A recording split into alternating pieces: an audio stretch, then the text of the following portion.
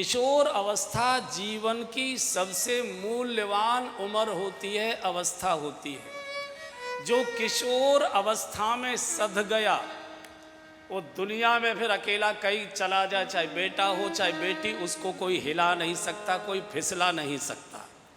न फिसला सकता है न फुसला सकता है, कुछ नहीं कर सकता। और जो इस किशोर अवस्था में मोच खा गया, इस किशोर अवस्था में जो फिसल गया, उसको ब्रह्मा भी सुधार नहीं सकता। उससे फिर अगला ही जन्म लेना पड़ेगा। इस जन्म में सुधार की संभावना नहीं है। ये किशोर अवस्था, जीवन में 7-7 वर्ष के चक्र आते हैं। प्रति 7वें वर्ष मनुष्य को शारीरिक और मानसिक परिवर्तन होता है, विकास होता है। प्रत्येक 7 वर्ष के बाद, आप 7 वर्ष के बाद अपना चेहरा देखिए, फोटो देखिए, तो कुछ न कुछ आपको अंतर आएगा। पहला फोटो खिंचवा के रखिए, 7 वर्ष बाद दूसरा फोटो खिंचवाइए, तो कुछ न कुछ आपको बहुत थोड़ा कोई न कोई अंतर आने लगेगा।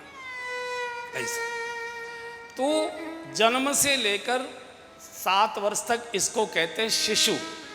शिशु से ही शुशु बना है। जो शुशु करे उसको शिशु कहते हैं। तो जन्म से 7 वर्ष तक शिशु, 7 वर्ष से 14 वर्ष तक बाल शाखाएं, बाल मंदिर, बाल विद्या मंदिर होते हैं ना, बाल क्लब, बाल सभा। तो जन्म से 7 वर्ष तक शिशु, 7 वर्ष से 14 वर्ष तक बाल, 14 वर्ष से 21 वर्ष तक किशोर। ये सबसे मूल्यवान उम्र होती है। इस किशोर अवस्था में शरीर के अंगों में परिवर्तन बहुत तेजी से होने लगता है। बालक में, बालिकाओं में उद्दंडता, उच्छृंखलता, अहंकार बढ़ने लगता है। माता पिता से आंख बचाना शुरू हो जाता है। माता पिता की आज्ञा की अवहेलना शुरू हो जाती है। ये सबसे मूल्यवान उम्र होती है 14 से लेकर 21 वर्ष तक की आयु। इसमें जो बच गया, जो फिसल गया वो फिसल गया।